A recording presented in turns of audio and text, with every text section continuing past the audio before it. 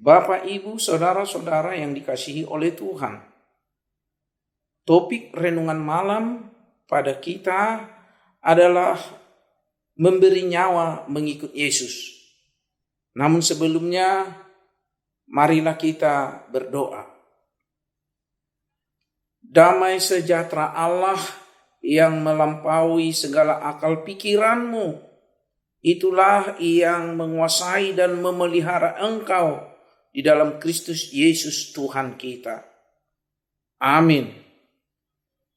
Kita membaca firman Tuhan yang tertulis dalam Injil Yohanes 13 ayat 36 hingga ayat 38. Simon Petrus berkata kepada Yesus, "Tuhan, kemanakah engkau pergi?" Jawab Yesus, "Ke tempat aku pergi, engkau tidak dapat mengikuti aku sekarang. Tapi kelak engkau akan mengikuti aku." Kata Petrus kepadanya, "Tuhan, mengapa aku tidak dapat mengikuti engkau sekarang? Aku akan memberikan nyawaku bagimu." Jawab Yesus, "Nyawamu akan kau berikan bagiku? Sesungguhnya aku berkata kepadamu, sebelum ayam berkokok, engkau telah menyangkal aku 3 kali." Sejauh itu pembacaan firman Tuhan. Yang berbahagia adalah yang merenungkan firman Tuhan dan melakukannya di dalam kehidupannya.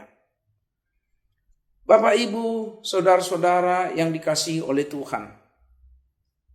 Nyawa adalah unsur vital yang sangat penting dan terpenting dalam kepentingan hidup yang paling penting. Mengapa? Karena hidup itu bercorak ragam kepentingannya. Beraktivitas tanpa nyawa menjadikan hidup itu menjadi mati. Nyawa berarti hidup terpenting dari segala yang paling penting dalam ruang, gerak, dan waktu pada segala yang hidup untuk kegiatan yang ada di dalamnya. Itu berarti jikalau kita hidup mempunyai nyawa, dan sebaliknya jika mati berarti tidak bernyawa. Itulah sebabnya Che Guevara yang tampil di depan televisi ketika dalam suasana perang mengatakan, nyawa itu suatu keberanian yang membuat manusia akan tahan dalam situasi apapun. Nyali sama harganya dengan nyawa. Jika itu hilang, niscaya tak ada gunanya hidup. Saudaraku, dalam mengikut Yesus ternyata identitas kemiripan demikian dari teks firman Tuhan renungan malam bagi kita umat yang dikasihi Tuhan Yesus. Yesus menitipkan pesan yang sungguh vital bagi murid-muridnya. Karena ia tidak lama lagi akan pergi meninggalkan mereka. Kepergiannya Yesus tidak seorang pun akan dapat mengikutinya. Tetapi ia pasti akan datang kembali. Mari kita simak dan perhatikan. Simon Petrus berkata kepada Yesus, "Tuhan, kemanakah engkau pergi?" Jawab Yesus, "Ke tempat aku pergi, engkau tidak dapat mengikuti aku sekarang, tetapi kelak engkau akan mengikuti aku." Kata Petrus kepadanya, "Tuhan, mengapa aku tidak dapat mengikuti engkau sekarang? Aku akan memberikan nyawaku bagimu." Kata Yesus, "Nyawamu akan kau berikan bagiku. Sesungguhnya aku berkata kepadamu, sebelum ayam berkokok engkau telah menyangkal aku 3 kali. Kesediaan Petrus sebagai petarung yang siap memberikan nyawanya tidak berarti apa-apa. Sebab Yesus sudah melihat karakter melankolisnya Simon Petrus. Di hadapan Yesus ia seorang pemberani. Tetapi jika kita ikuti skenarionya, cerita berkelanjutan. Ternyata ketika Yesus ditangkap oleh serdadu, oleh tuntutan orang Yahudi dan imam supaya disalibkan, Petrus pemberani tadi menjadi kecut, menjadi resah, dan menjauh. Bahkan ketika ada orang menyebut Simon Petrus salah seorang pengikut Yesus, dia pun berkata, "Aku tidak mengenalnya." Itulah sebabnya Yesus berkata, "Sebelum ayam berkokok, engkau telah menyangkal aku 3 kali." Bapak, Ibu, umat tebusan Yesus Kristus, Misi Yesus pergi ke rumah Bapaknya di surga adalah akan menggenapi kasihnya kepada dunia dan segala isinya. Maka Yesus pun memberikan perintah baru sebagaimana di ayat 34-35 di atas perikop renungan kita. Aku memberikan perintah baru kepada kamu, yaitu supaya kamu saling mengasihi. Sama seperti aku telah mengasihi kamu, demikian pula kamu harus saling mengasihi. Karena apa? Karena kasihnya sungguh hebat dan luar biasa. Dalam Yohanes 3:16 tertulis, karena begitu besar kasih Allah akan dunia ini, sehingga ia telah mengaruniakan anaknya yang tunggal, supaya setiap orang yang percaya kepadanya tidak binasa, melainkan beroleh hidup yang kekal. Nyawa di sini sudah menjadi suatu perbuatan. Sudah menjadi tindakan dan menjadi kewajiban mengamalkan dari kasih Allah itu. Jika Yesus memberikan nyawa buat Simon Petrus untuk mengikuti dia, berarti kita pun melakukan kasihnya kepada orang banyak dan yang lainnya di bumi ciptaan Tuhan.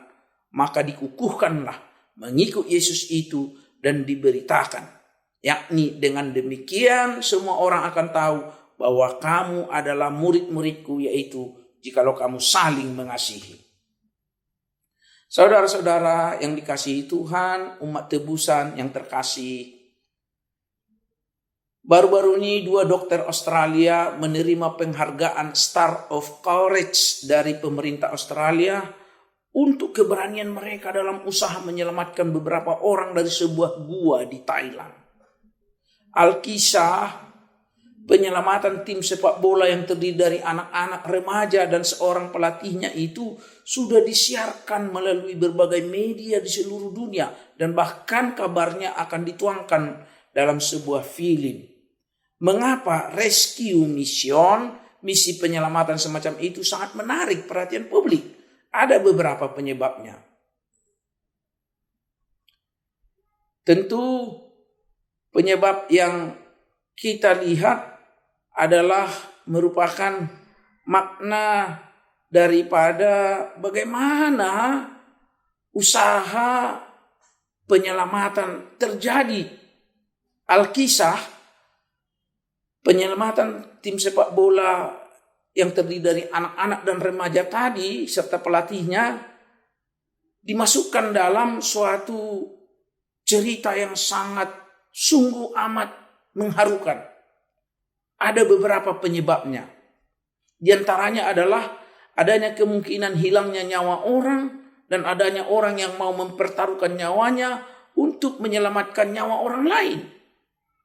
Dalam melakukan kasih, Yesus hendak berkata, teladanilah apa yang sudah aku perbuat kepadamu. Inilah perintahku, yaitu supaya kamu saling mengasihi sama seperti aku telah mengasihi kamu. Tidak ada kasih yang lebih besar daripada kasih seorang yang memberikan nyawanya untuk sahabat-sahabatnya. Yohanes 15 ayat 12, ayat 13. Bisa kita bandingkan dengan pengalaman orang-orang Kristen di daerah diaspora. Dalam 1 Yohanes 3 ayat 16 juga dikatakan, demikianlah kita ketahui kasih Kristus, yaitu bahwa ia telah menyerahkan nyawanya untuk kita. Jadi kita pun wajib menyerahkan nyawa kita untuk saudara-saudara kita. Tuhan Yesus memerintahkan murid-muridnya untuk saling mengasihi seperti ia sudah mengasihi mereka. Tentunya demikian juga kita. Ia lebih lanjut menyatakan bahwa tidak ada kasih yang lebih besar daripada kasih seorang yang memberikan nyawanya untuk sahabat-sahabatnya. Dalam Alkitab memang ada tertulis bahwa ada 2 hukum yang harus kita taati, yaitu untuk mengasihi Tuhan dengan segenap hati dan dengan segenap jiwa dan dengan segenap akal budi kita, dan untuk mengasihi sama kita seperti diri kita sendiri. Itu bisa kita temukan dalam Matius 22 ayat 37 sampai 39. Kita harus menjalankan kedua hukum ini yang merupakan inti seluruh isi hukum Taurat dan kitab para nabi. Bapak, Ibu, saudara-saudara yang dikasihi oleh Tuhan Yesus, dengan penjelasan di atas, haruskah kita selalu bersedia mengorbankan nyawa kita untuk orang lain? Tentu saja tidak. Secara umum umat Kristen tidak dipanggil untuk itu. Walaupun ada kalanya seseorang harus mengambil keputusan untuk bersedia mati untuk Tuhan dan juga demi keselamatan orang lain. Orang Kristen tidak dipanggil untuk mengorbankan nyawanya, kecuali itu adalah kehendak Tuhan dalam keadaan khusus tertentu. Tetapi apa yang diperintahkan Yesus adalah kesediaan setiap pengikutnya untuk bersedia memberikan apa yang terbaik untuk kehidupan orang lain. Karena setiap orang Kristen sudah menerima anugerah yang terbaik melalui pengorbanan Yesus di kayu salib. Sebuah contoh, bagaimana kita bisa berkorban secara maksimal untuk orang lain. Ada dalam perumpamaan orang Samaria yang baik hati. Di Lukas 10 ayat 30-37. Dalam perumpamaan itu Yesus berkata, ada seorang Yahudi yang dirampok dan dipukuli di sebuah jalan yang sepi dan yang tidak aman. Dua tokoh agama Yahudi yang melihat korban perampokan itu terbaring setengah mati tidak mau berhenti menolongnya. Sebaliknya, seorang Samaria yang tidak disukai orang Yahudi justru tidak segan-segan menolong. Ia tidak takut untuk berhenti di tempat yang tidak aman untuk menolong sesamanya. Ia merawat luka-luka sang korban dan kemudian menaikkan orang itu ke atas keledai tunggangannya sendiri lalu membawanya ke tempat penginapan. Orang Samaria itu sudah menjalankan perintah Yesus. Bapak, Ibu, saudara-saudara yang dikasihi Tuhan, memberi nyawa mengikut Yesus tidaklah berarti kita mau mati konyol dan mati dalam kesia-siaan. Tetapi memberi nyawa sebagai pengikut Yesus berarti mau meneladani kasih Yesus dan melaksanakan kasih itu dalam aksi nyata lagi berguna. Nyawa sebagai milik kita untuk hidup, demikian orang lain membutuhkan kasih dalam kehidupannya sebagai milik yang wajib ada baginya, sama seperti kita.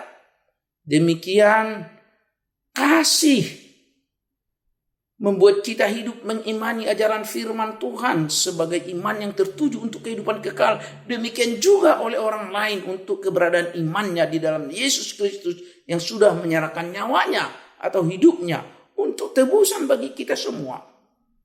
Di sini letaknya menyerahkan nyawa mengikut Yesus.